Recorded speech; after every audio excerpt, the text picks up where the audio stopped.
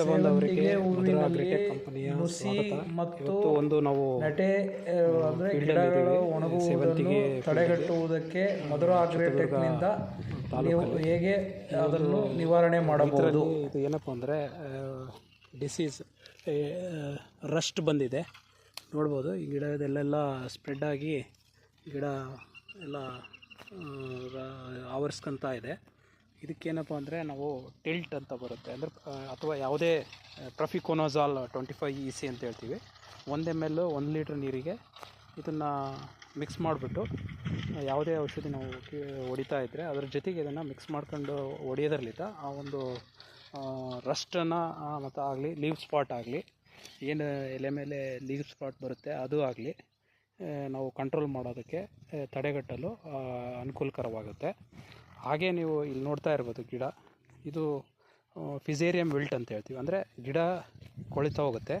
ನಾವು ಏನು ಮಾಡಬೇಕಪ್ಪ ಅಂದರೆ ಗಿಡಗಳು ಸಣ್ಣವಿದ್ದಾಗಲೇ ಅಂದರೆ ನಾವು ನಾಟಿ ಮಾಡಿದ ಆಗಿ 15-20 ದಿನದಲ್ಲಿ ನಾವು ಈ ವಿಲ್ಟ್ ಬರ್ತಕ್ಕಂಥ ಒಂದು ಇದು ಜಾಸ್ತಿ ಇರೋದ್ರಲ್ಲಿದ್ದ ಈ ಟ್ರೈಕೋಡರ್ಮಾ ವಿರಿಡೆ ಅಂತ ಬರುತ್ತೆ. ಇದನ್ನು ನಾವು ಡ್ರಿಪ್ಪಲ್ಲಿ ಕೂಡ ಕೊಡ್ಬೋದು.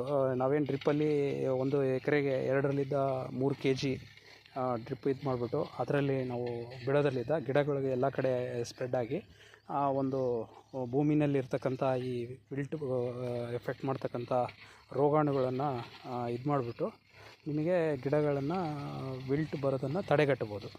ಹಾಗೆ ಇನ್ನೂ ಒಂದು ಏನು ಮಾಡ್ಬೋದಪ್ಪ ಅಂದರೆ ನೀವು ಡ್ರಿಪ್ಪಲ್ಲಿ ಎವ್ರಿ 15 ದಿನಕ್ಕೊಂದು ಸರಿ ಈ ಬ್ಲೈಟ್ಯಾಕ್ಸ್ ಅಥವಾ ಕಾಪರ್ ಆಕ್ಸಿಕ್ಲೋರೈಡ್ ಅಂತ ಹೇಳ್ತೀವಿ, ಅದನ್ನು ನೀವು ಡ್ರಿಪ್ 500 1 kg ನೀವು ಡ್ರಿಪ್ಪಲ್ಲಿ ಎವ್ರಿ 15 ದಿನಕ್ಕೊಂದು ಸರಿ ನೀವು ಕೊಡೋದ್ರಲ್ಲಿದ್ದ ಅದನ್ನು ಕೂಡ ಕಂಟ್ರೋಲ್ ಮಾಡ್ಬೋದು.